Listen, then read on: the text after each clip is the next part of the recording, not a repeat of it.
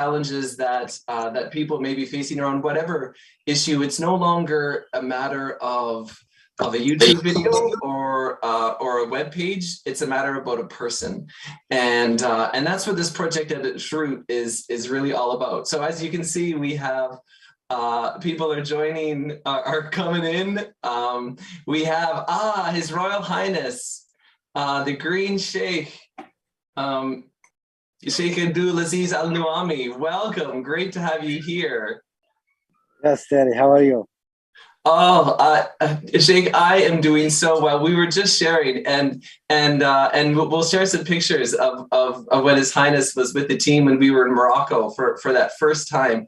But we were sharing about how we are here to address one of the world's greatest challenges and one of the most important issues we face as a planet together.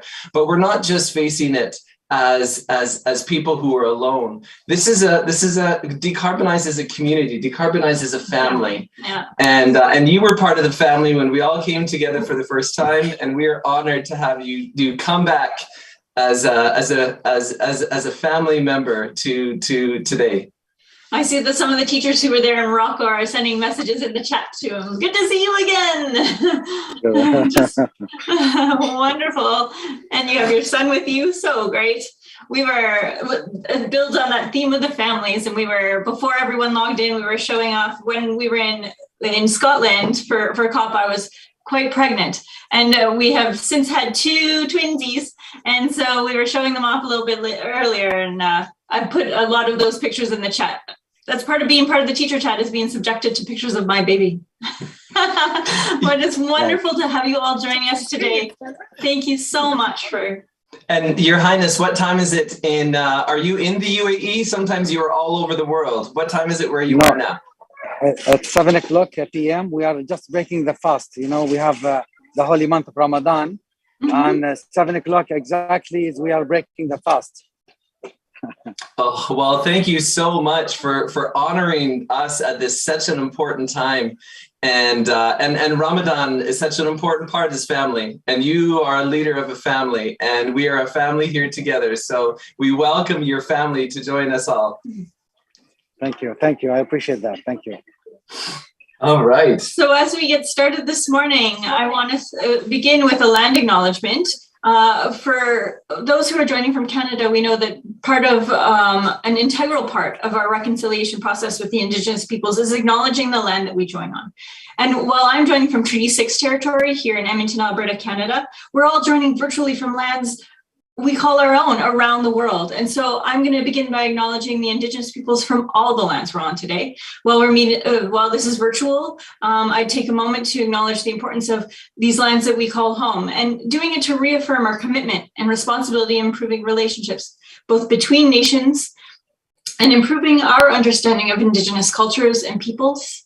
From coast to coast to coast, to ocean to mountain and in between, we acknowledge all the ancestral and unceded territory of the First Nations peoples. And friends, this event is this collaboration, this family is Decarbonize, but a very important part of this is also decolonize. And we need to recognize that many of the colonial structures that have been set up across the planet continue to create a power imbalance. And for us to move forward as a family, for us to move forward towards a solution of decarbonizing, we need to understand some of these colonial barriers that are there. And we've been talking about them, and we'll continue to talk about them as we look to deconstruct them and to create a more equitable and equal planet. So as we get started here today, I'm going to quickly share our agenda just so we all know how the morning's going to progress. We have an hour and a half together, and that's probably our maximum time. And then what we'll do is if it runs, it gives us some time to really talk to each other. We're going to go into breakout rooms. So we're going to start with a keynote from the Green Sheikh. We're so incredibly inspired to have him with us today. And then we're going to, we have a keynote from Stephen Ritz, who's going to be sharing right after that at 8:20 or 9:20, where he happens to be in the world. And then we will continue into our breakout rooms, where you'll have an opportunity to meet and share with fellow students. Now, this isn't something formal that you had to prepare a presentation. What we're asking you to do is introduce your school, introduce your country, and maybe share one of your main climate issues that's talked about in your community. And then give an idea of either where you have gone, if you've started your action, or where you hope to go. Now, if you haven't started anything, that's okay. This is your chance to be inspired by your fellow students. And we're just excited to give you that opportunity to actually talk to each other. This isn't just about listening to adults speak at you. It's about you inspiring each other. And so we're going to have some time for that, both in the first, and then we'll come back together and hear from some students that are joining us to talk about what's it like to be in Decarbonize and participate in this amazing project. We'll go back and we'll hear from our Egyptian host school. So we have 4 schools who are going to be welcoming us to COP27 in Egypt. And so one of them is going to share with us today, the lead school, to tell us a bit about Egypt and what we can expect from that conference. Then we'll go back into breakout rooms for a bit, and then we're going to acknowledge our friends in Hyderabad, India, who won the Green Planet Energy Analytics Award for the work that they've done in this project towards transforming their school.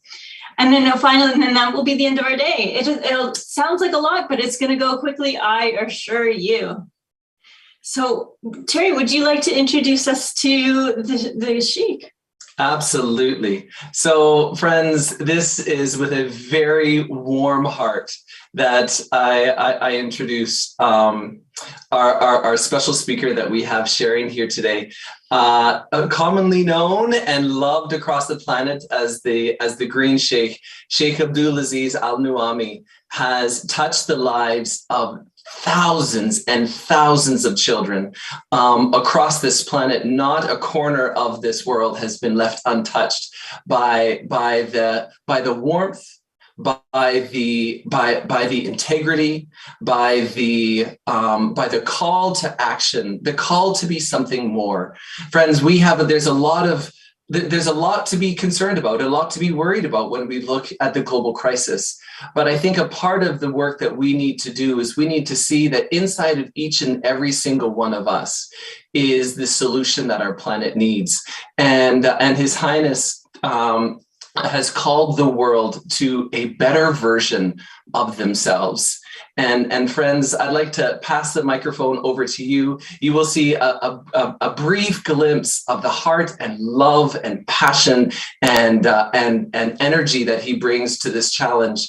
And I encourage you to learn more about the Green Sheikh Academy and to learn more about the ways that you can link to the work and the leadership that the United Arab Emirates is providing, and then he is providing for the world. Your Highness, over to you. Oh, and Your Highness, right now, your microphone is muted.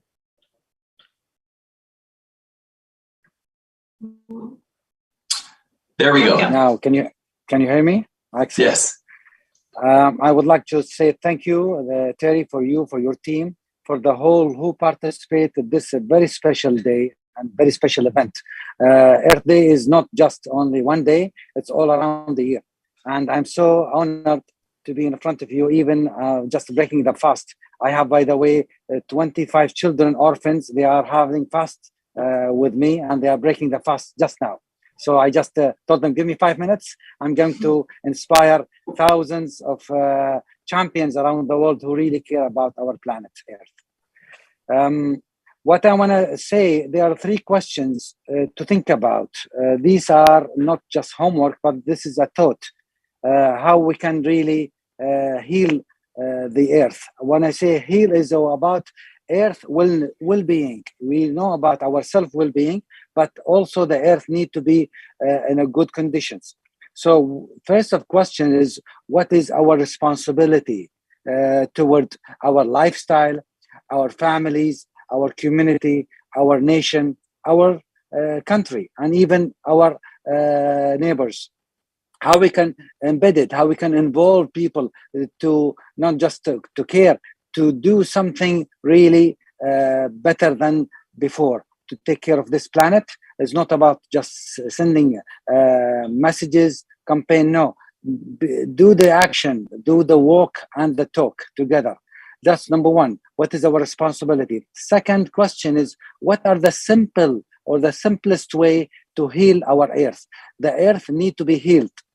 It can be healed by itself, but also because we have really made a mischief, we made a corruption, we made as a people. I cannot say you or me. Some people there, they're still not interested. They want to make things, species, they change themselves for the environment, but people, they change the environment for themselves.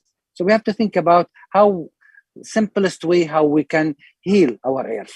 And the third question, how can we inspire and motivate people around us to heal the earth?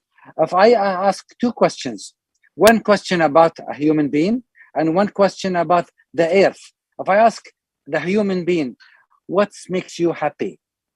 I've asked you, what make you happy?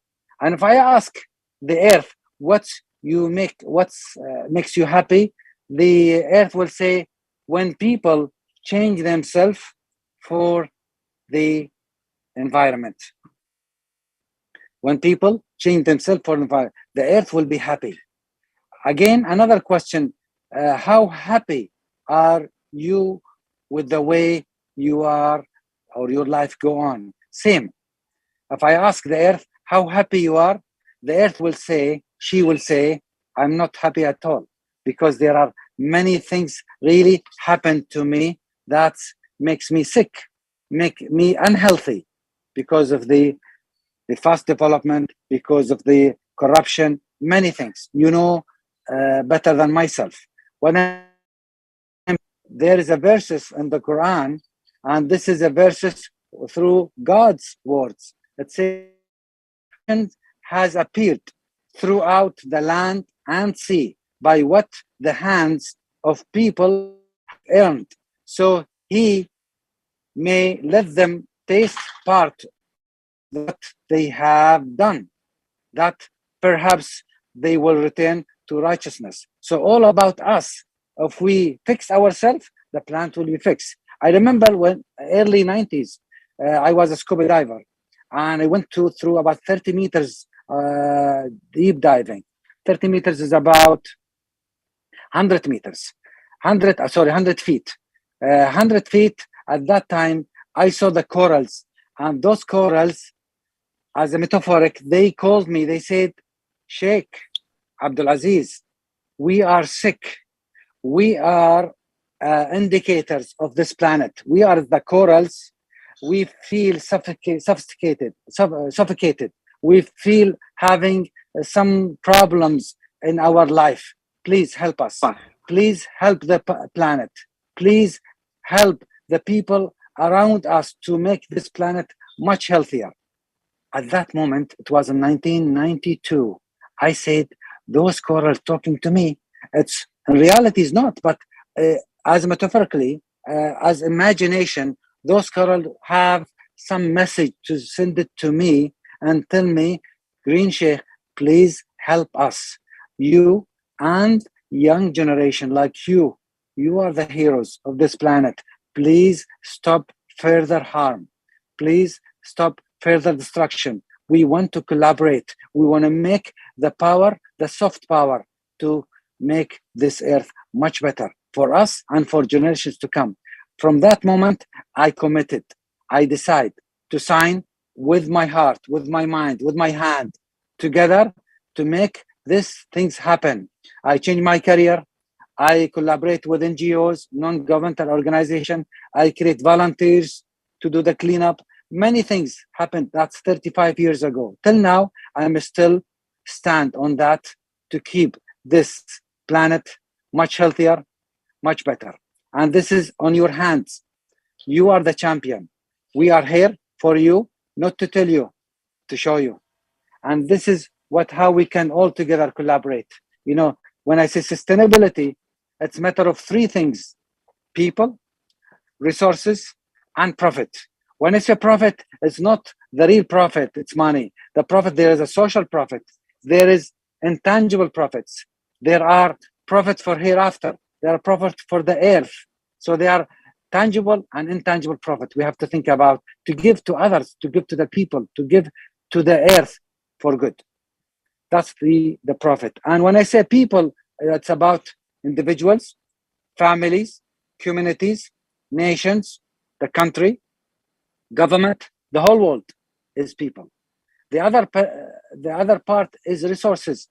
The resources are natural resources, human resources, financial resources, and wildlife resources. So how we can also really can manage. It's all about how we manage, not how we just take, how we manage in balance. Making balance is not so easy. You need the knowledge, you need collaboration, you need hero like you need wisdom, you need many things, God help. So there are challenges. That's we all together. That's we are here to talk, to inspire each other, and to bring the earth back. I cannot say bring the earth back to normal or back to it is. No, we will do our best to keep the earth healthy through us, through the generation like you. You are leaders who really can make a difference.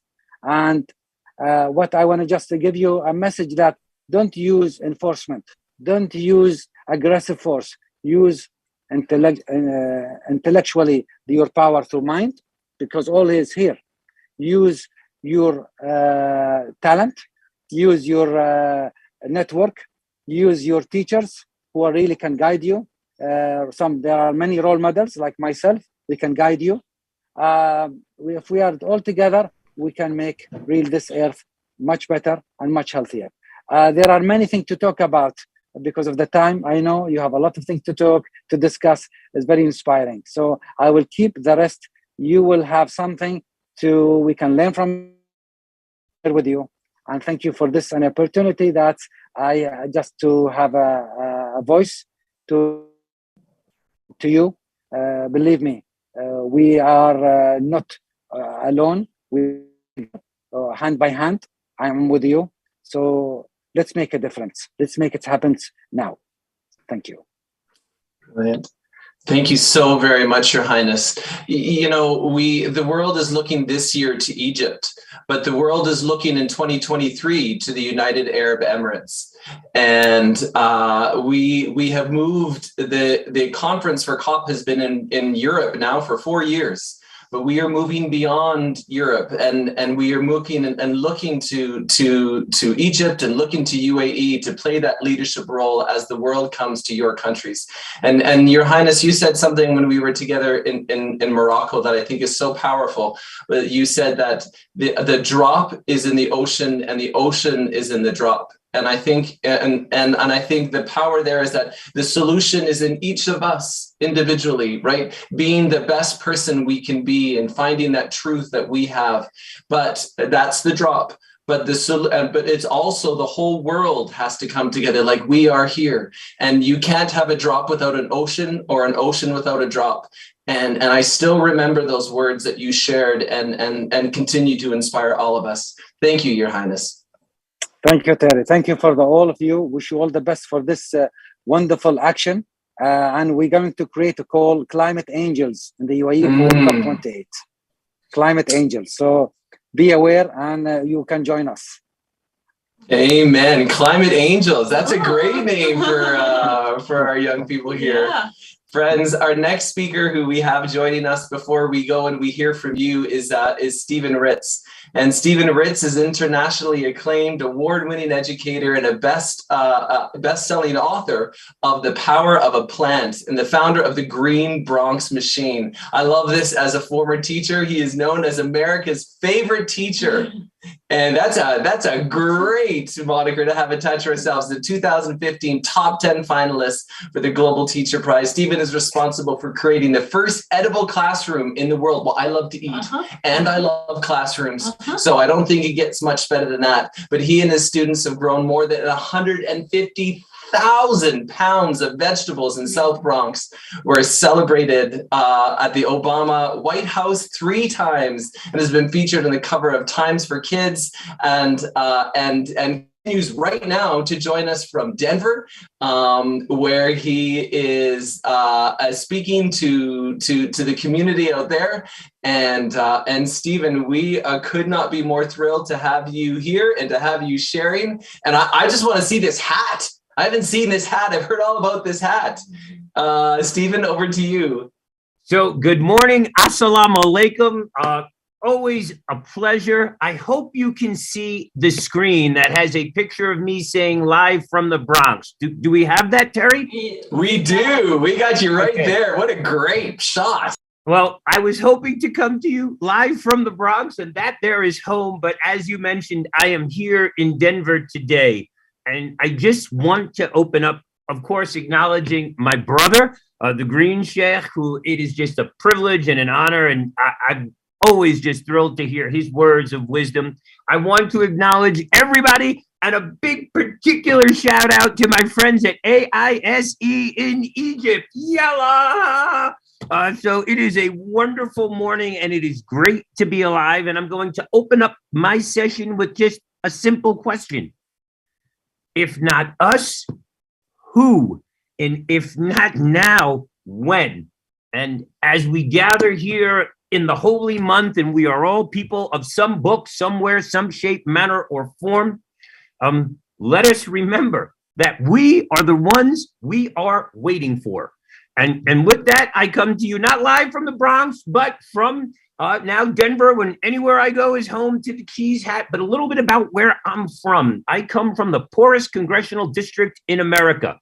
Remarkably, 45 buildings that look like this, with no supermarkets, no access, geographically and economically isolated from our own city and probably the rest of the world. And I have a simple thing that I love to do with children. It's called growing food. That is my superpower with adorable young children who are amazing as you. And literally, here's a quick video about what we do. These are our shops, our supermarkets, our windows, our doors, our homes, and our yards in the poorest congressional district in America. This is our soil. Here, we are growing something greater for children who love to learn, to make, to nurture, and to taste. This is Green Bronx Machine. And that's who we do and where we do it. And I love working with children in classrooms. And literally, this is the work that I do daily in schools, aligning growing food to every single aspect of food performance and personal health outcomes. And those are my students. That's the classroom. We love it. That's the White House chef who comes to visit. At the heart of our work is the Green Bronx Machine classroom curriculum, which I'm super excited to be bringing all across the UAE and Egypt. And it is literally hundreds of pages dedicated to the art and science of growing vegetables, aligned to Common Core, next generation science standard. It comes with an interactive website. It is totally aligned to the SDGs, ESG, IP, and I like to say even international baccalaureate. And along the way, we've moved attendance from 40% to 93% with 100% graduation rates. We've seen year after year test score increases of 45%. And a school that was once failing is now proficient and well-developed. But 165,000 pounds of vegetables later, grown with young people just like you. My favorite crop is organically grown citizens, graduates, members of the middle class, children who are going to college, and a cleaner, happy, healthier community. We've taken over empty buildings and literally with students who've come through this program, grown something greater using the exact technologies that we focused on in school, using 95% less water, 95% less space to grow happy, healthy, nutritious food and economies all around the world. I'm proud that Green Bronx Machine has the first wheelchair accessible farm and commercial training kitchen.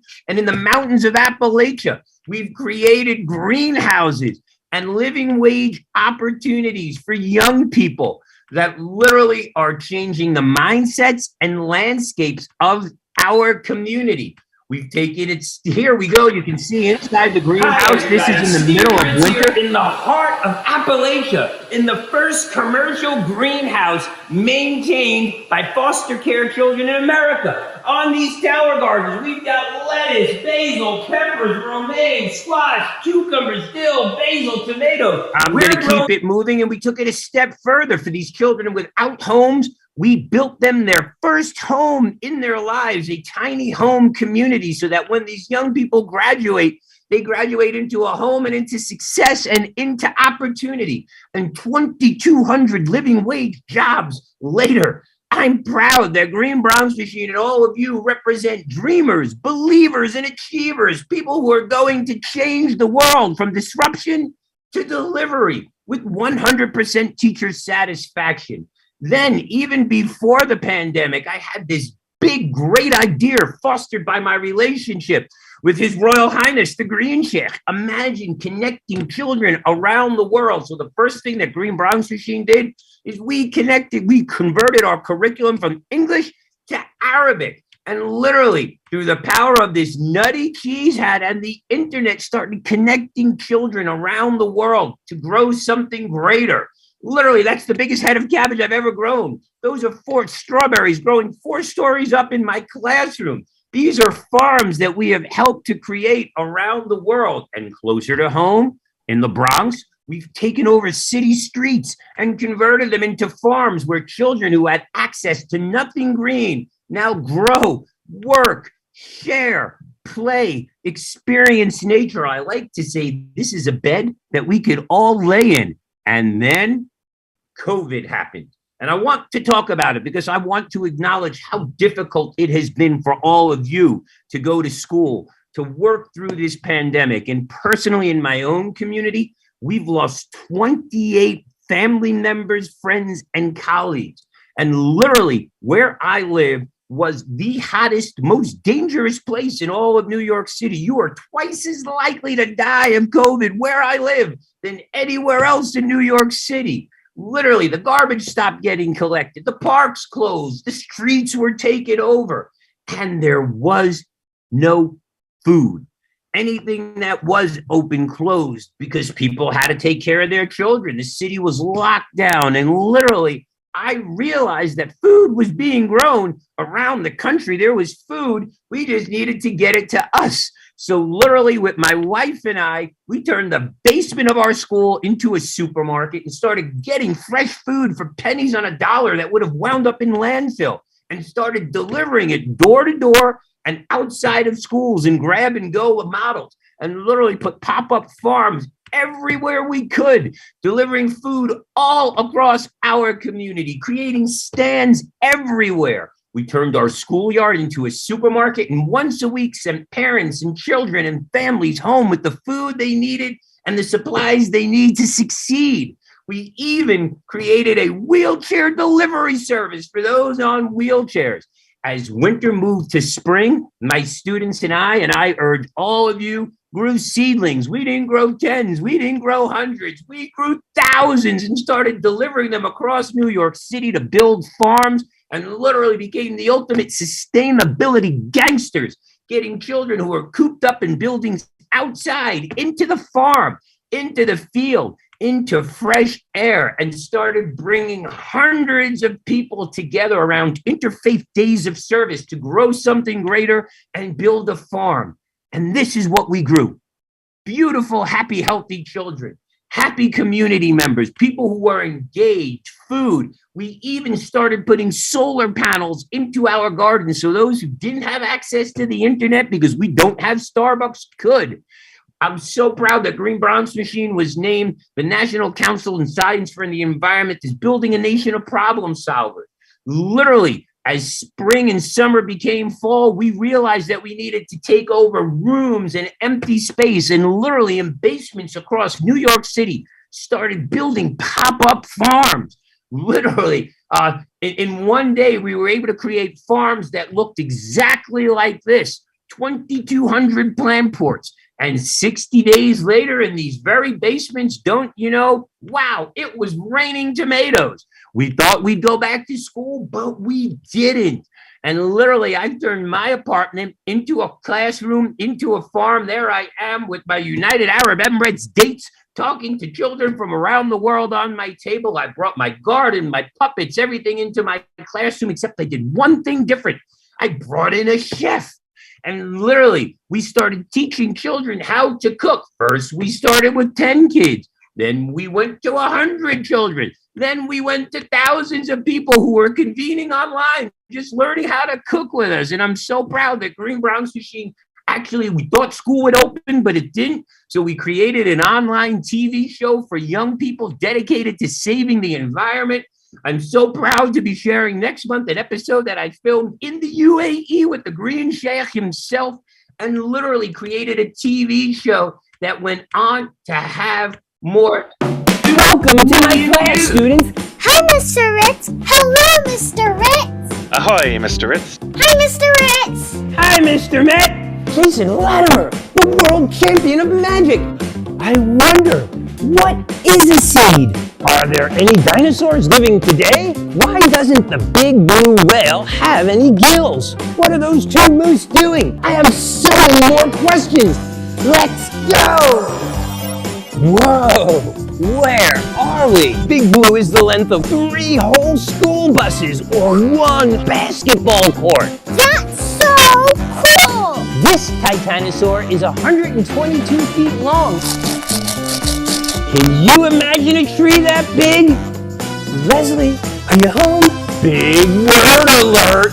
Step right, step left. I'm doing it, Mr. Mac, I'm doing it. E-I-E-I-O. See you next time, students. So we're launching a whole new series, and to think that show had 2 million views, we thought we'd get through the pandemic. And literally, you can watch our show here at Green Bronx Machine Let's Learn. And I like to say compassion is the new curriculum. And then George Floyd happened. When things in the United States and around the world couldn't get any worse, George Floyd happened. And can you guys hear me? And I want to talk about that because for me, Black lives matter. Asian lives matter. All lives matter. And I want to celebrate inclusivity and diversity in every which way possible. So the work that brings us here today is to fight today for a better tomorrow, because to see what is right and not do it is a lack of courage. So we were proud to paint the streets Black Lives Matter, and I want everybody to come together against racism, whether it's racism against people, social racism, economic racism, and environmental racism. We are the ones we are waiting for. And at Green Bronx Machine, we say education, not asphyxiation. And even though schools were closed, I'm proud that Green Bronx Machine named a global showcase school. And to think that we have created paradigms that are net positive on food and energy and have attracted the likes of President Clinton, I got to meet him, is game changing. So here we are growing something greater. This is not Photoshop. This is 24 days on a rooftop farm growing food using 90% less water, 90% less space, and taking thousands of miles and kilometers out of the equation. And the only thing more beautiful than the lettuce we grow are the students who grow it. So we are not growing. We're not just surviving. We are now thriving. And our children and I have created a whole new recipe for success. I like to say we are ordinary people living extraordinary lives. It's our job to steward each other to a better, brighter future, and the joy that we can create with children all around the world. It's about a growth mindset. So I like to say doing your best in this moment. And let me be clear, students and scholars and all of you on the call, this is a very difficult moment. Puts you in the best place for the next moment. And our rising tide lifts all boats. And my own life is from impossible to I'm possible, having been formerly very obese to losing 110 pounds by eating the food that I grow with kids in school and bringing it all the way to the Obama White House, not once, not twice, but 3 times. That's the work that we can do, bringing it closer back to the UAE. I'm so proud of the work being done at Sustainable City, once an empty sandlot, and now the first net positive energy city in the world, growing their own food, creating their own energy 100% off the grid. So I'm so proud that this work has attracted attention from around the world and called attention to all of you. And I'm proud to hang my cheese hat there, because it's the industry's job to grow the perfect head of lettuce and my job to grow the perfect head of lettuce. And to think that I have brought His Royal Highness to New York City to meet graduates and colleagues committed to growing something greater is what this work is all about. So no one and not every one of you can do everything, but everyone can do something. And for each and every one of you, you don't have to be great to start, but you have to start in order to be great.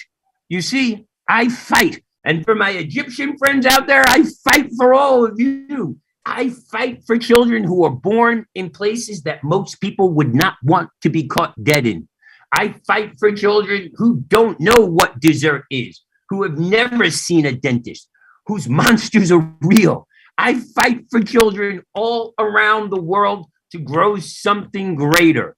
And each and every day, the promise of education starts with the planting of a seed in my classroom. I get to plant a rainbow and grow it and eat it each and every day.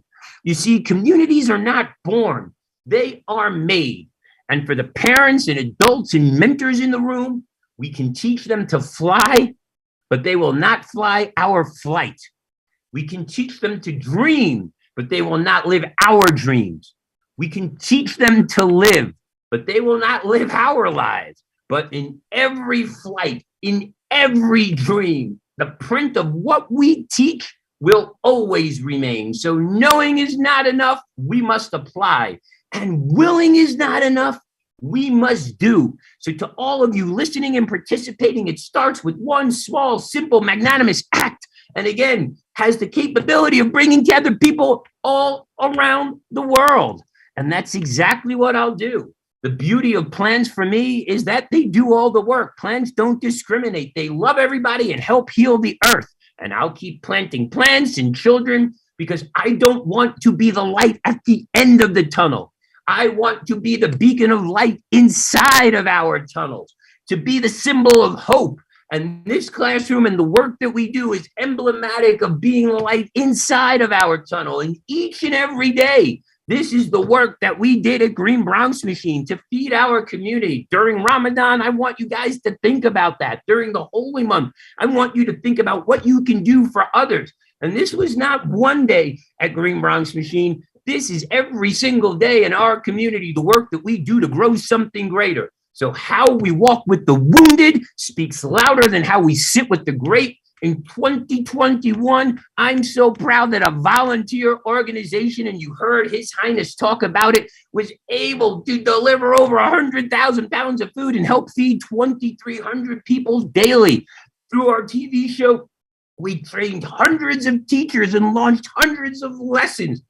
And we've gone in my lifetime and in my community from this to this, from this to this, from this to this, and from this to this. This is the work that we do at Green Bronx Machine, growing something greater. So I urge each and every one of you to do something today that you and your future self will thank you for.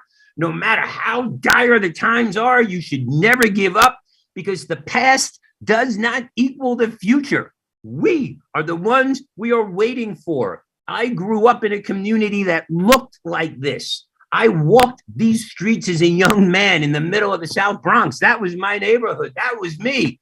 And literally, these memories are now a picture on my wall. And together, we've reclaimed communities that have looked like this to recreate gardens that look like this. And my life has literally become one Maker Faire show and tell contest after another. I'm proud that Green Bronx Machine won the Social Innovation Award. And now that you know more, I want you to care more. And now that you care more, I want you to do more. So today I don't come with anything more than a humble request, not for a handout, but a handshake to work with me, to walk with me, for all of us to come together and grow something greater. I've got passion for my plants and I'm not afraid to show it. And I've got love for my communities around the world. And together we can grow it. We can restore it. We can regenerate. And I want to know, what will you do to make EPIC happen? You can learn more about my organization here. So take a snapshot. You can reach out to me and connect with me here. And remember, see you next time, thanks students. kindly. Mr. Ritz, that was amazing. Thank you so much for the incredible presentation and the inspiring words that we have. Friends, each of you have created different projects as your schools to address the climate crisis that we're in. And each of you have done amazing work. And we can see from Mr. Ritz, from Stephen, the incredible work that can be done in schools to make a real difference, to be rooted in our communities and to do something so very powerful. Well, one of the communities we're going to be going to is going to be Egypt. And we're going to be learning a lot about Egypt this year as the world turns its eyes to Egypt and Sharm el-Sheikh. And we have a school here. So we're just going to switch. We're going to have our breakouts in a second where you're going to do share some of the work you've done. But we're going to go right now to our Egyptian lead schools who are going to share the work, a little bit about Egypt and the work that they are doing. So Egypt, over to you.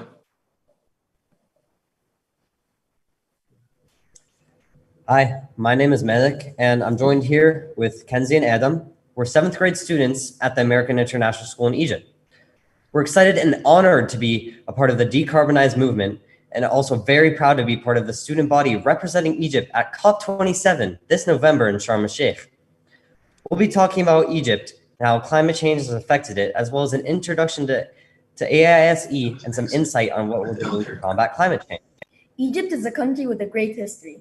It's home to the ancient Egyptian civilization, which stood thousands of years ago. The ancient Egyptians have built a lot of valuable monuments that are still here till this day, including the pyramids of Giza. And they have also left us trying to uncover a lot of mysteries, like how they built the pyramids that are still standing till this day, or where did the Sphinx's nose go? Egypt has a very unique location in the northeast of Africa, placing us right at the center of Africa, Europe, and Asia. It's defined by 4 large bodies of water, which include the Mediterranean Sea, the Red Sea, the Suez Canal, which we built ourselves, and the longest river in the world, the Nile River. Egypt also has a very rich and diverse culture, being an African, Arab, and Islamic country all at once. The people here are very festive, and we are currently celebrating the holy month of Ramadan. The people in Egypt are famous for their kindness and hospitality. Egypt has a population of 102.3 million people, and the capital city is Cairo. Egyptians also rely on agriculture a lot, as we plant and export some of the world's best cotton, rice, and dried onions. Climate change has had a massive impact on Egypt. Recently, climate change has been visible in Egypt with the temperature extremes. These extreme temperatures reach sub-zero and cause hail, something rarely seen here. These temperatures also cause catastrophic tragedy to our agriculture. Some mango farms experience almost all of their crops being killed by the extreme cold. Some of our crops grown here aren't used to these temperatures and will suffer greatly if this continues. However, it's not just the extreme cold that is caused by climate change. It's also heating up. Egypt reached temperatures of over 40 degrees in early April, with the average high in April only being 28 degrees. That's insane. These extremely high temperatures aren't good for agriculture either. More and more land in Egypt is going through desertification, leaving us with less and less usable cropland every year. Climate change is also causing rising sea levels, which threatens our coastal cities like Alexandria. Floods have been becoming more frequent, which is terrible for people's homes and infrastructure. Over 5 million people live in Alexandria alone, and it would be catastrophic for this many people to have to migrate to different cities. All these reasons combined make climate change a horrible thing for Egypt, as it is for every other country on our planet. As Malik said earlier, we are students at AISE, and we'd like to tell you a little bit more about our school. The American International School of Egypt was established in 1990, and ever since then, our students and staff have built a close, tight community with an excellent education. Our school ensures that students feel safe and comfortable in the learning environment we rest in today. We have 2 campuses in Egypt with over 2,000 students. And to tie it all together, I have one simple vision that makes AISE one of the top schools in Egypt. AISE students make the world a better place. And since it's our mission to make the world a better place, here's what we're doing here at AISE to help battle climate change. To start off, AIS Egypt offers a course called Green Program. The Green Program class is designed to educate students about sustainability and climate change. We learn to plant our own food and many more things. It's a hands-on interactive experience in which students take sustainability to a very practical level. Students also learn how to make a successful green business using the food they grow in our own garden. We're also learning about social entrepreneurship and trying to launch our own social business in the school.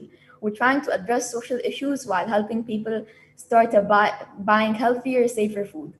We also have a service learning program called More Than Me, and we partner up with several environmental organizations. We hope you enjoyed our presentation, and we're excited to be working with you all in doing our part for the planet and playing our role in battle against climate change.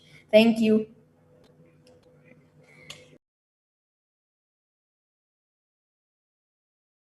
So great. Thank you so much for sharing. I mean, the world has a lot to look to for the leadership of young people like yourselves in Egypt, and to look to not just in Egypt and in all of Africa, as we face a global climate crisis, a global food crisis, and so many of these things coming together. Thank you so much for taking the time to share with us. I know that you as well have to go as Ramadan is upon us. And so thank you so much for your time today and coming in and sharing with us and learning more about your school. We welcome new schools across the planet, and we will be coming to you in Egypt to help celebrate and mark this important work. Okay, so it is time for all us to share. So we've heard now from Egypt. And we're going to break out into rooms, and we're going to share more about our own schools and where we're from and the problems that our countries are facing. And so in a second here, you'll be put into a room and asked to join. So hit the join now button. And really, it's a time for conversation. In each room, there'll be a teacher who's helping to lead you through the conversation. And we'll just come back together in about 15 minutes and learn more from some of our students who have gone to COP and participated in Decarbonize before. So this is our chance to really inspire each other and see some of the work that maybe we can do, or hear about work that's going on in another country that really is unique to them. So thanks, everyone. We'll see you back after these conversations. Can't wait to hear how it goes. Enjoy. See you soon.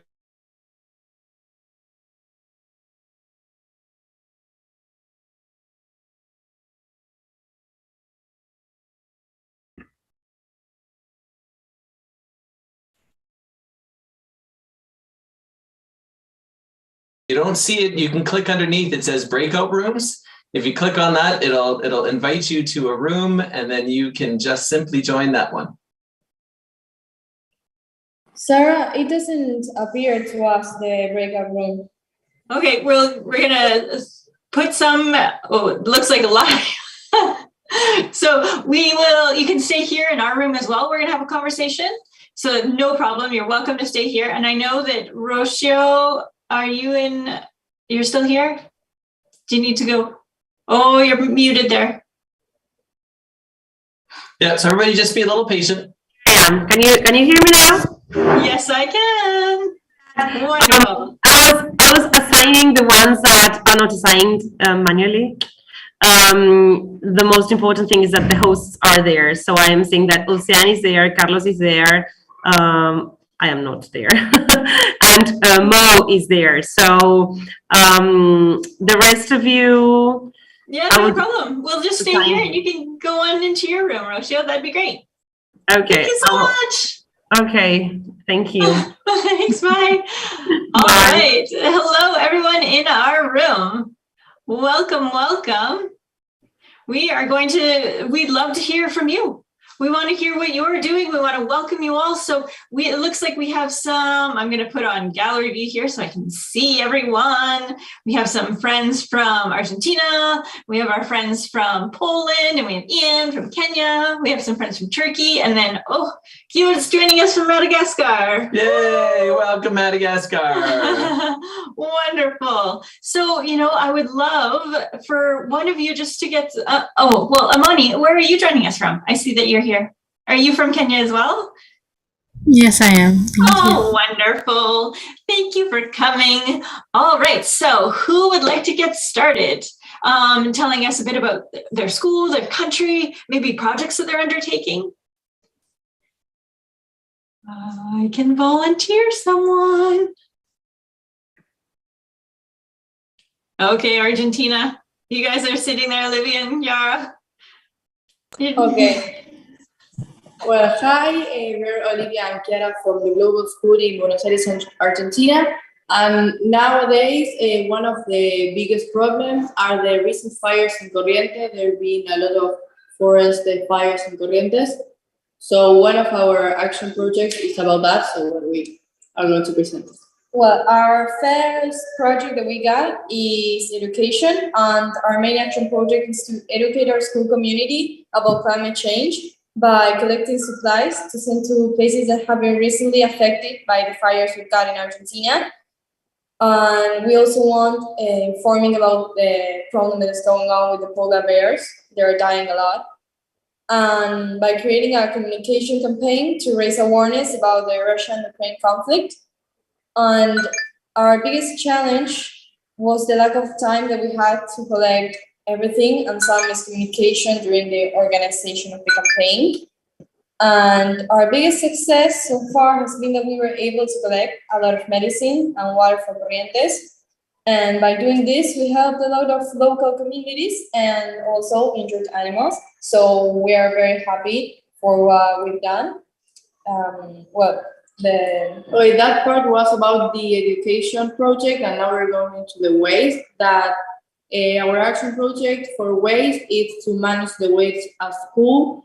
We want to develop a plan for waste separation with the correct amount and type of trash cans in hotspots, and also to raise awareness among students and having a clean environment at school, and letting them know about the importance of recycling.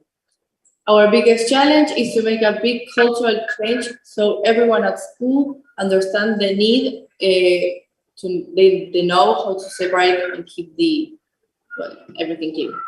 And our big success is the support we get from our school leaders. They like very much our projects and are eager to help us with anything that needs to be done. Well, and our last project that we got is the use of plastic, and our main action project is to reduce the use of plastic in the school shop by taking out the plastic bags that come with a school uniform when you buy it, and by replacing all the plastic that comes with the food from the school buffet, like Tegopor, to turn it into an eco-friendly buffet. And our biggest challenge is the supplier being able and okay with these changes, considering potential cost difference. And our biggest success so far has been that the school is already talking to the supplier to stop using plastic bags for the school uniform, and also community support us a lot in these matters as we all want plastic-free canteen. And that's it. Thank you. All right. That is a lot of awesome, amazing work that you guys are doing. Are you working in small teams, or is everyone sort of? Yes, kind of. We are like in small teams, but everyone helps everyone.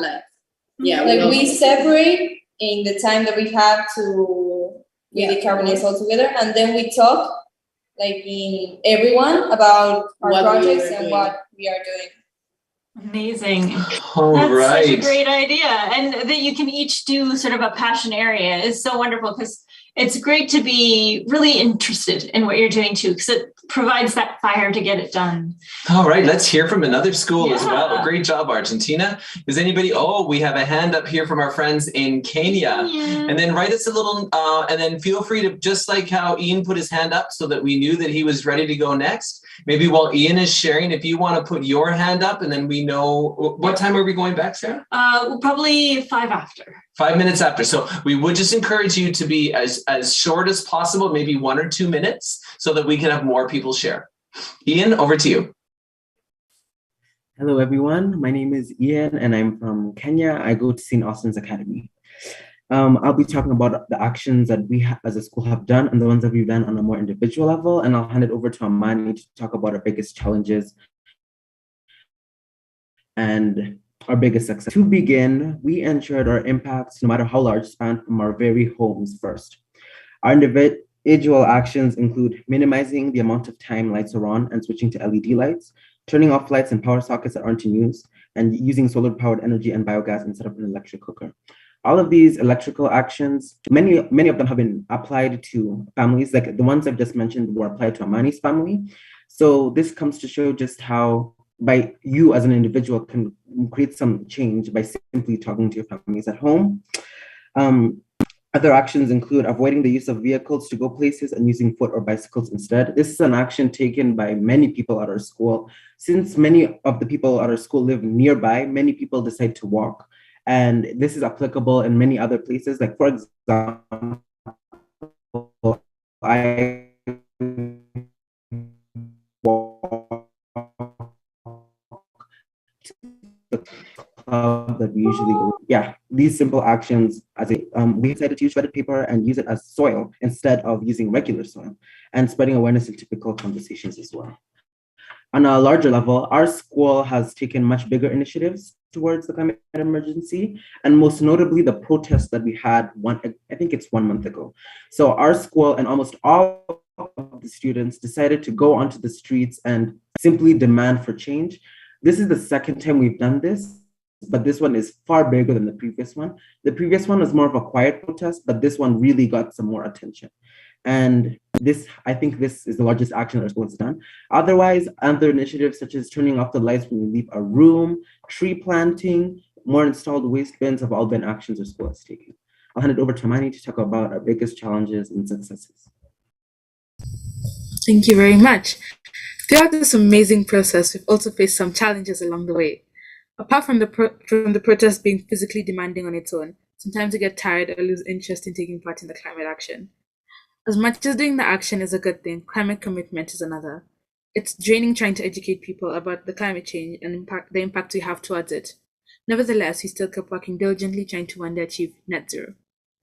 Through all these challenges, we make sure to not forget to count our biggest successes as well. With the increased awareness on climate change, most students in our school have become interested and involved in climate conservation, therefore increasing the impact that we make as a school towards combating the effects of climate change. Collaborating with organizations such as WFTO has also taught us more about the sustainable ways of living. Thank you very much.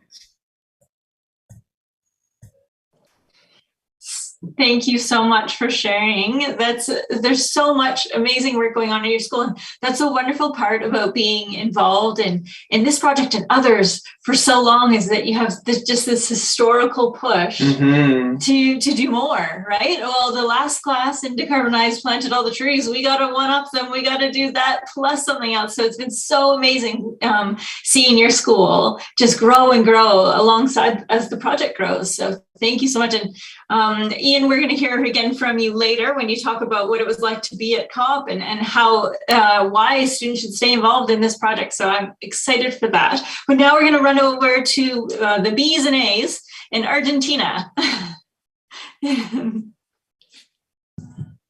Hello. Well, we are from Buenos Aires, Argentina.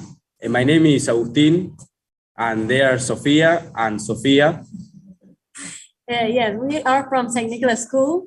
We are trying several campaigns, such as, for example, recycling bottle caps, recollecting love bottles, recollecting sachets to later make blankets for the people in need.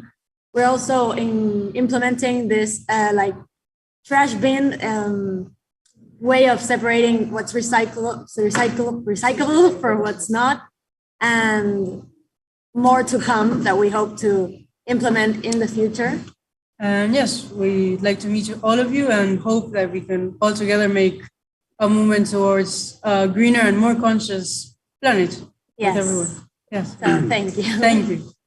Thank you so much. Now, St. Nicholas, I think your teacher is, of course, I mean, she's amazing and on top of this thing, but I think you guys know that there is the weighting. So Green Planet Energy Analytics has developed a program on how to measure the offset. So even for the global school as well, as you design recycling systems, you're able to measure what went into the garbage before, into the trash, and what goes into recycling now, and then calculate the carbon impact that is having. And as much as we can capture these numbers, helps to show that youth can make a difference.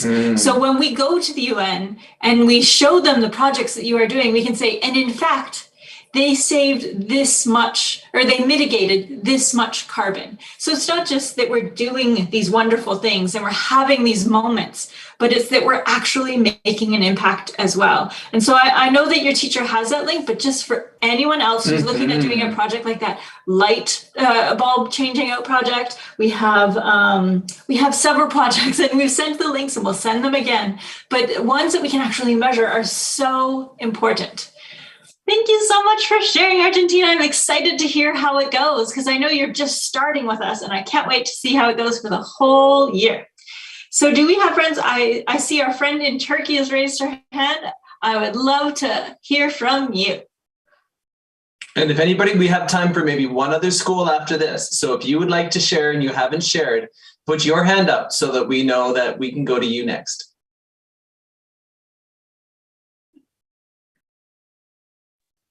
All right, if you're sharing, our friend in Turkey. Turkey. Hi, Sarah. Hi. Oh, there she is. Yeah. Hi, Terry. Yes. My students. Where are they? I think she just unmuted. I'm here. There you go. 1 minute. Yes. Okay. Hello, everyone. I'm Sana, and I want to share our presentation, and I will share some things too.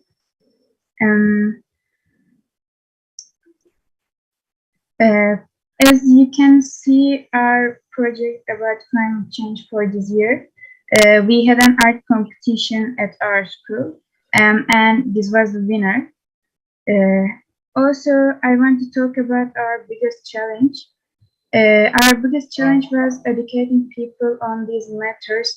People were used to throwing their garbage around and not really thinking about the consequences of their actions. So it was hard for us to change their thoughts with our projects, but at least we managed to change the minds of those in our school. In this year, our biggest success was when we got invited to a very important fair that took place in Ankara. That fair was about economy and climate.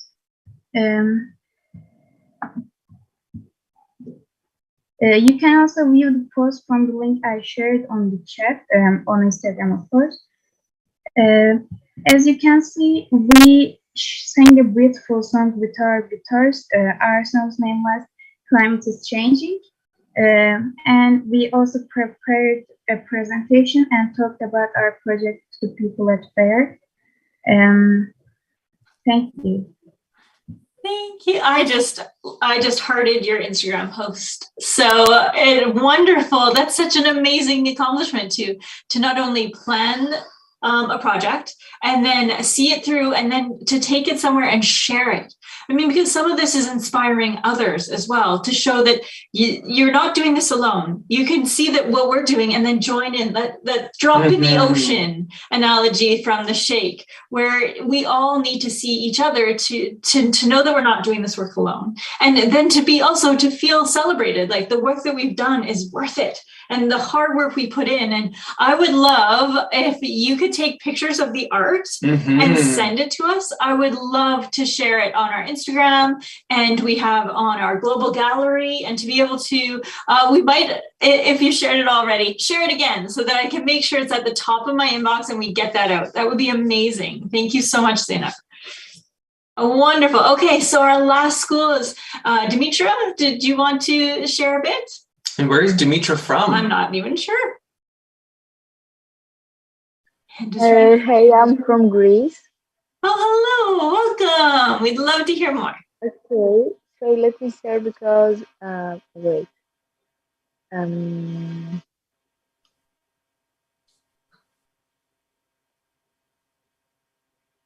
Okay. Are you trying to, if it's okay if you can't share your screen, you can just talk us, there we go. Perfect. Oh. Wait. I think you can see our presentation. We can see. Now. Yeah, we can. Okay. Yeah, because I'm from my phone and yeah, it's difficult. Okay. It's so cool how you can share it there. Okay, so Dimitra, hello everyone, and I'm from the First Model High School of Athens. Here are some photos of our school. Okay, so our action project, our main project was about collecting every piece of clothing that needs to be thrown away. So instead of just putting our clothes in a dustbin, we decided to recycle them here in our school. So we wanted to reduce the amount of clothes thrown away because we know, as a matter of fact, that there is a huge number of clothes that end up in landfills. And by doing this project, we plan to sensitize the students of our school and their families as well, and gradually solve this problem. Okay, so we don't want this to be continued, so we made a few posters in order to convince our classmates that recycling their clothes was actually a very good idea. Well, our biggest challenge was to fully accomplish our aim because we wanted to persuade our fellow students that there was no benefit in disposing our clothes, regardless of their condition. So at first it was difficult because only a few seemed interested in the idea of recycling their clothes. However, things changed and we were finally able to collect a great deal of clothes. Here are some photos of the clothes I brought to school, and our biggest success. Well, we managed to gather a lot of clothes. We then contacted Recycom, which is a Greek company that is responsible for the management of the used clothes. And then we were finally able to accomplish our aim because they came and collected our clothes. Here are some photos of this event. Okay, so thank you. Awesome. Thank you so much. It was so good to see. We know that when we were in Scotland, there was a big project amongst the high schools, and they brought together actually girls' schools from across the city of Edinburgh or Glasgow to talk about fast fashion and just that, about how we can prevent the waste of so many clothing in their city. And so they put together a huge initiative. I think that is also a wonderful project. Thank you so much for sharing with us. Now, go ahead. So we have, I'm looking forward to hearing about what some of the other groups are there, but again, it's so diverse, right? None of you, I don't think there was one project that was shared just now that was the same in the different countries. And I think that's really important. And just like each of our countries are different, we each have something important that we can bring. And everyone needs different solutions. So what we need here in Edmonton will be different than what the students in Madagascar need. We know that. And so being able to make space for those differences and hear them, to think, I don't know the answers to your issues. You need to tell me and I need to make space to support you in that. So really trying to break down this idea that one solution will fix everything for everyone. We really do have to take multiple solutions to these problems so that it's not for nothing. Wonderful. Well, I would love to hear from some of the other breakout groups. I know the wonderful conversations that happen in ours. For our leaders, I know we had Oceane leading a room, and we had our friend Rocio, and we had Carlos. Would one of you, how about Oceane? Would you like to just tell us briefly about the conversation that happened in your room? Absolutely. So originally my mic was not working, and so Miss McElroy from Egypt did a great job for me of mediating the room at first. But it was really interesting because a lot of countries such as Greece, they have to deal with wildfires, which is really similar to what we have to deal with in Canada and especially in Alberta. A lot of schools had composting programs, or that were either considered, it was Decarbonize was actually like a class you could take instead of it just being a club, which was really interesting. Shall I add more? No, I think that's great. Thanks so much, Roseanne. To think Decarbonize as a class. I love it. Awesome. Wonderful. Carlos, how about in your group? What was shared for your students? Well, it was quite nice because I had two schools, San Nicolas from Buenos Aires and also Colegio Magno in Sao Paulo. And they share their environment of their schools, where the projects that they were doing, both as a school and personally. And it came a couple of interesting things because they made some projects which were not exactly the same, but very close. And I was talking with them that the nice idea about Decarbonize is that they know each other. And maybe they can find a project which is common for both of them and make the project both the schools at the same time and exchange experience, and other schools can add together so that maybe in a group of 5, 6 different schools in different countries, they can make all the same problem, the same idea, and that's I think could be something interesting. Yeah, because Decarbonize doesn't have to end with when our school year ends. I know that Reza and Gule in Turkey and in Indonesia have continued their collaboration. So even just last week, their students met to have a bilateral beyond when we would normally. So I love that schools are taking these initiatives to think of how can we continue our collaboration. And when we look at the where Taiwan and Kenya got together to do a tree planting project, like there's so many different opportunities, and there's this family that is here that is growing, and we're looking to this coming year. We want to bring in a whole new set of schools to participate as well in Egypt, and then especially in the Middle Eastern region as well. So lots of things happening. Mm-hmm. All right. I believe, Reza, did you have a room? I'm trying to remember all of the teachers who were involved in the meeting. I did, Sarah. Wonderful. What was the conversation? Any new points you'd like to bring up that Carlos and Ocean weren't able to cover? Yeah, like we were talking about, we had schools from Argentina, from Peru, from the Philippines, and we were sharing some common issues that we are facing in our country, such as single-use plastic bags, single-use plastic bottles, packaging, and things like that, and also forest fire.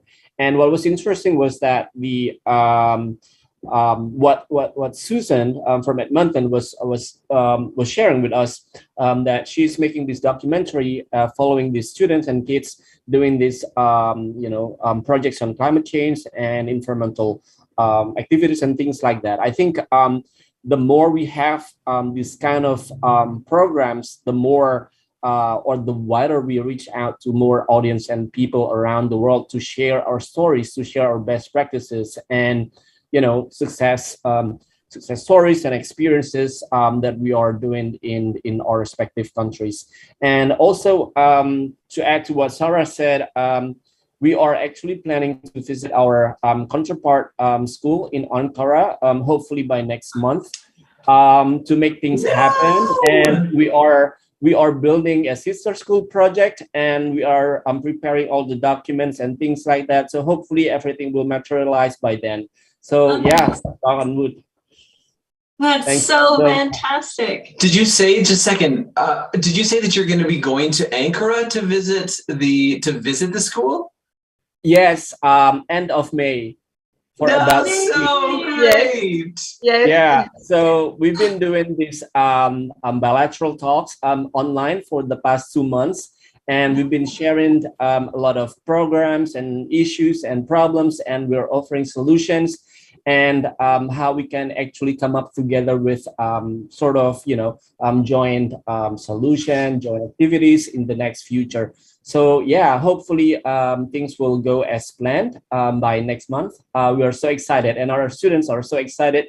And thank you to Gule, who are willing to host our students to experience Turkey's hospitality by allowing our students to stay at the students' houses later on. Amazing. Well, this is just such a fantastic demonstration of the power behind Decarbonize. It doesn't have to end with the conversations that we have. You can take it into so many huge directions. I'm so inspired. Thank you both.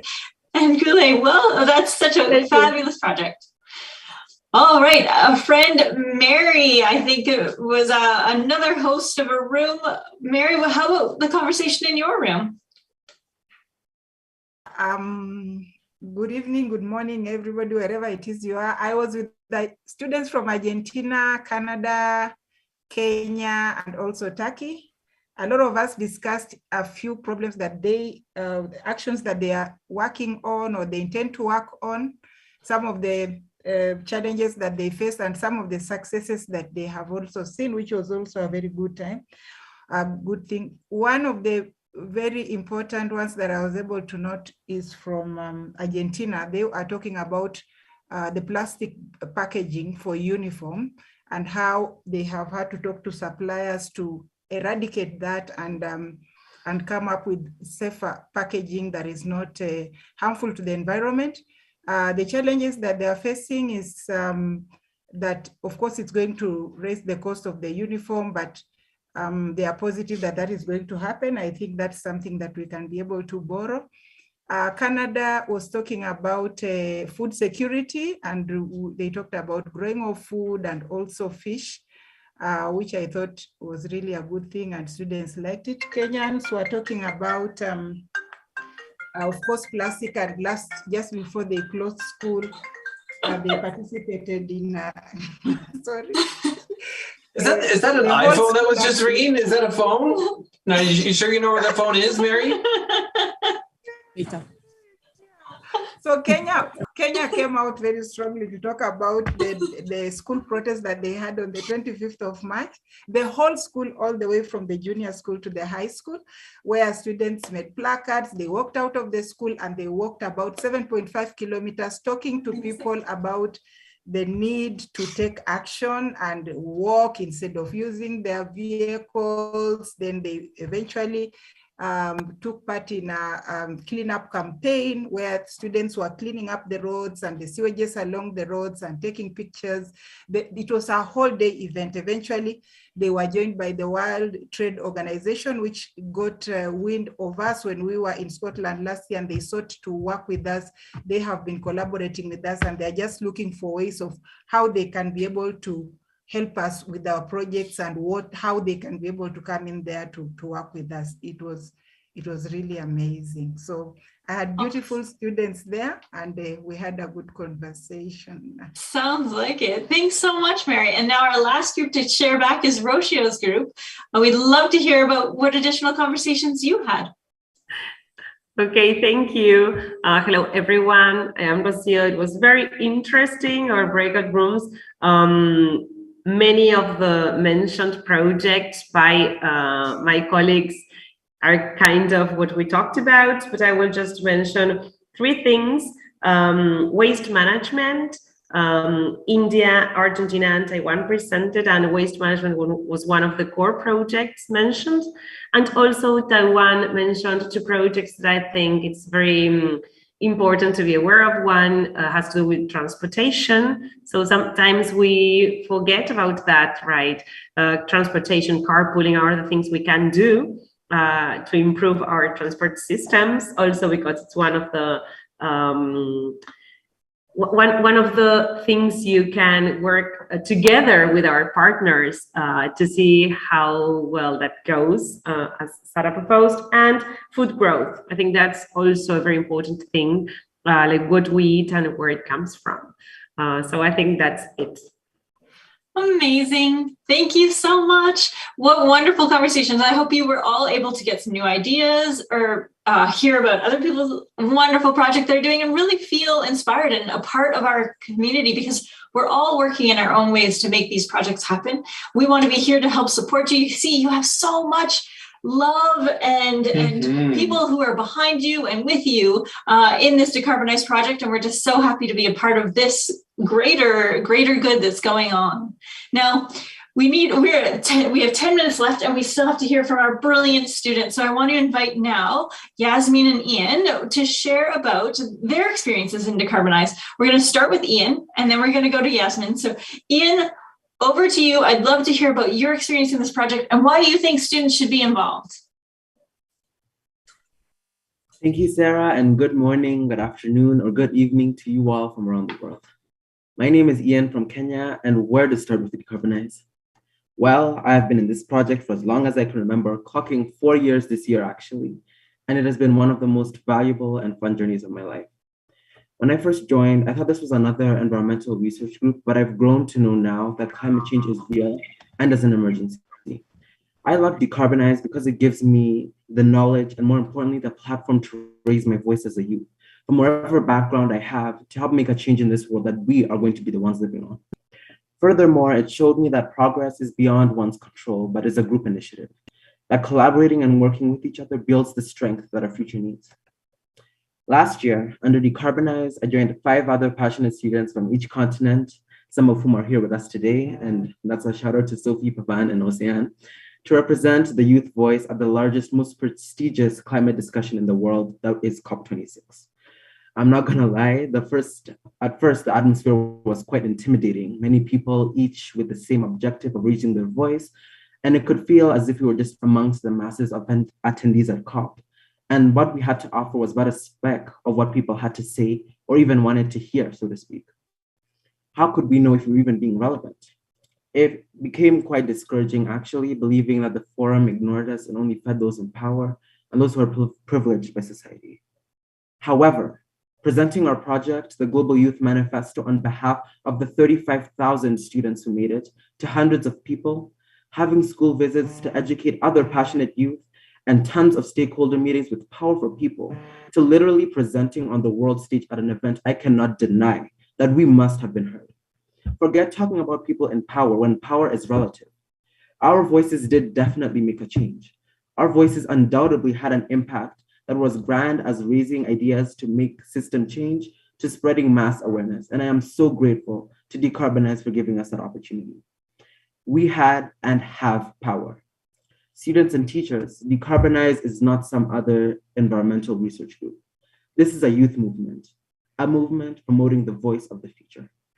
Thank you, and a special thanks to Sarah and Terry for making all this possible. Yay, amazing. Oh, Ian, it was so wonderful being able to share our time in Scotland and really drive some hard conversations. I know that we put a lot of people, a lot of stakeholders on the spot, and it was awesome that we were able to do that with your voice, that it wasn't us speaking for you, it was you speaking for you and representing voices from all over the world. So congratulations to you, Ian. And the important part is it wasn't just Ian's work, yeah, right? It wasn't just the team that was there on the ground, but friends, the power that Ian had to sit down with leaders was because there were thousands of other youth who were coming behind him and who were doing incredible work like you have done. And we have an amazing young lady who is exactly one of those people. So Yasmin from here in Edmonton, I'd love for you to talk about your experience as a student who was involved in Decarbonize. I want to hear why you think students should stay involved in this project. It's actually Yasmin. Can you guys hear me? We can hear you. Go ahead. Okay, good. So I'm Yasmin Bacchus. I'm from grade 12 from Edmonton, Canada. And I think students should be able to join Decarbonize because it's a great way to get access to different environmental issues. I joined because of my friend. I've always been really interested in environmentalism, and so joining this club and being able to learn about other schools was great. It's really important to be able to reach out to other schools and to learn about the different climate crises because it's kind of different for everyone else. I know in Canada specifically, we have in Alberta, we have our protection of our national parks and the protection of the native species that are here. And yeah.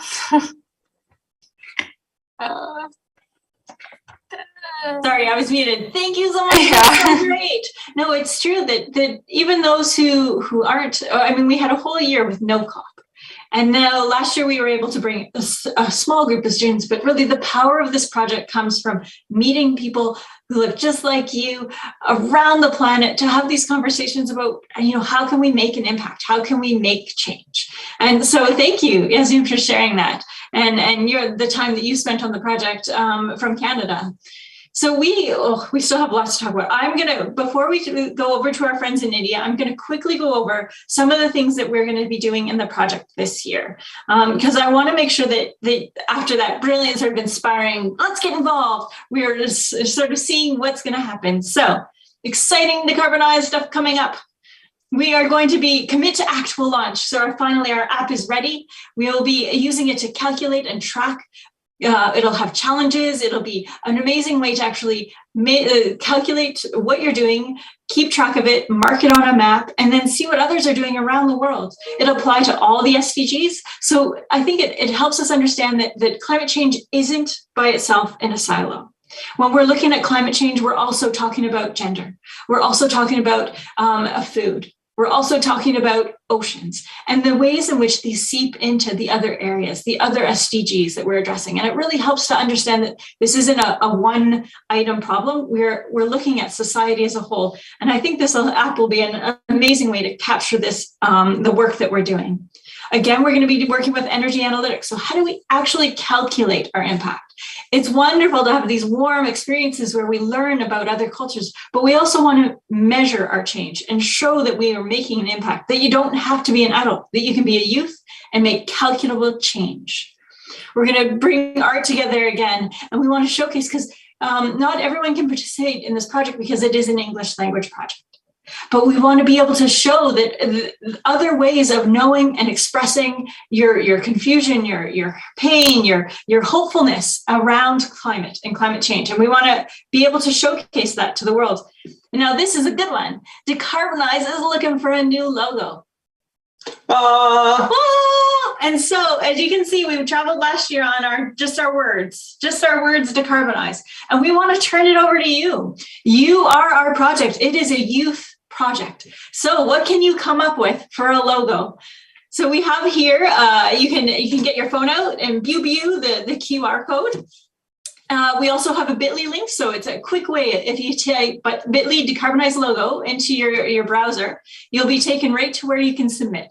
So we're just using the global gallery. You can upload your design, and later this year, we will pick design to be our new Decarbonize logo. And I think this is an amazing opportunity for all of you to again be showcased and to highlight how this is a youth-powered project. And then we want to thank our various sponsors, our various partners that have contributed to the developing of the curriculum, to making the links between us, and to helping us really grow this program around the world. So that was my two little points. There are a few points that I wanted to add. And now we wanted to invite our friends in this last few minutes here who are from Hyderabad in India to showcase their project. So earlier this year, or last year, I should say, we asked schools to submit their energy analytics to showcase the measurable impact they were making. And our friends at Hyderabad were the lucky winners of our competition to really showcase this change, this impact. And we want to invite them to share their project with you now and really inspire you in the work that they are doing. So Hyderabad, over to you. If you would like to share your screen, it is ready. And then we'll show, ladies and gentlemen, how they are going to be featured on a global gallery of schools having taken action. And we'll share their page, and you'll be able to see what carbon they have mitigated and taken out. And we love to be able to have more schools to be featured on this. And then next year, maybe you can be one of our award winners, as India is. India, over to you. Thank you so much.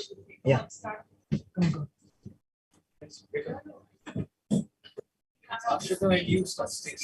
Okay. Thank you, CGE, for this wonderful opportunity. While collecting data for our energy analytics project, we're able to enhance our knowledge on sustainable practices, and we're able to implement the same in our school campus. Some of the data we have collected and the changes made in school are as follows. Our school is powered by 364 solar panels that produces a total of 120 kilowatts of energy on an average. We use this energy to power an approximate of 2,000 LED bulbs every day on a daily basis. Okay, these light bulbs can last for an average of 9 years, and 700 of them are replaced every year. The average usage of these light bulbs on a daily basis is around 6 hours. Other than the biodegradable waste collected that is converted into compost, our school has minimized its plastic consumption with the installation of drinking water taps, 87 of them, throughout the campus with water coolers. This encourages us students to refill our water bottles and frequently and has completely stopped the usage of plastic water bottles completely. In our dining hall during lunch, we're provided with steel glasses and steel plates that can be washed and reused so that it's completely plastic free and prevents the entry of microplastics into our bloodstream. Speaking on transportation to and fro from school, majority of our students have now switched to more eco-friendly modes of transportation that include carpooling, vans, using the city metro, and our government RTC buses.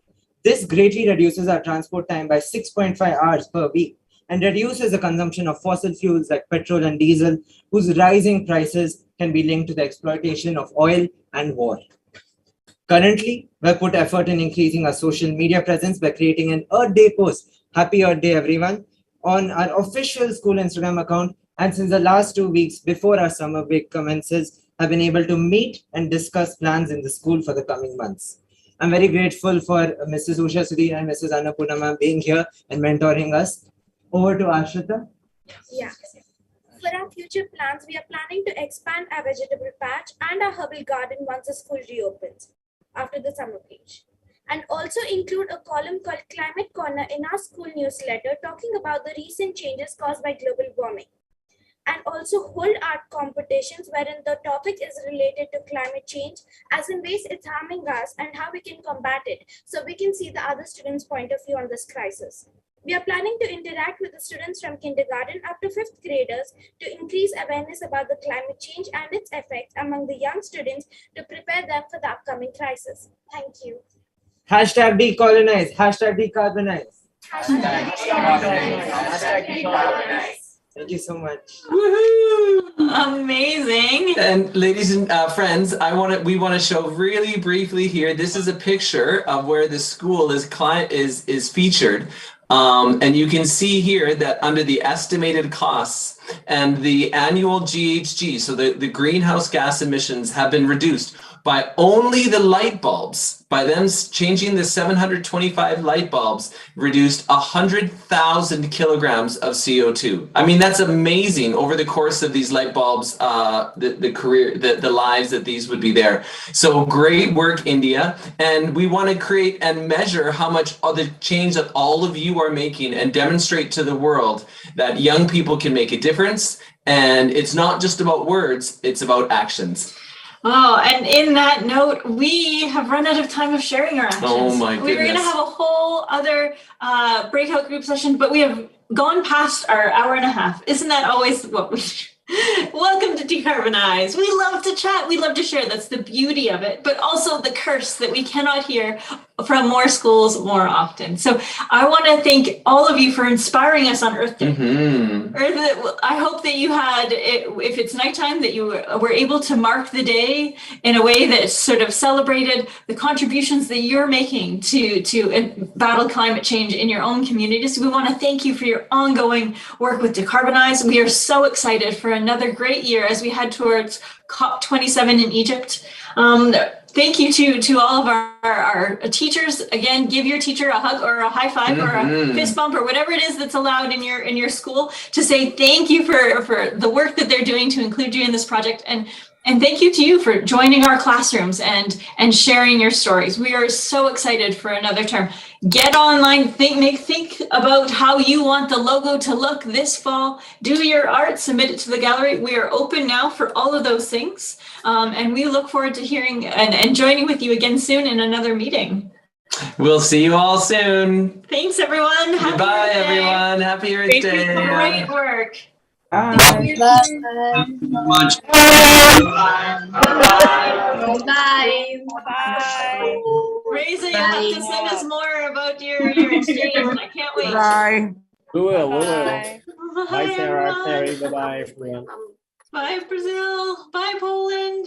Bye. Taiwan. Bye. Bye, India. Bye, Nigeria. Bye, Madagascar.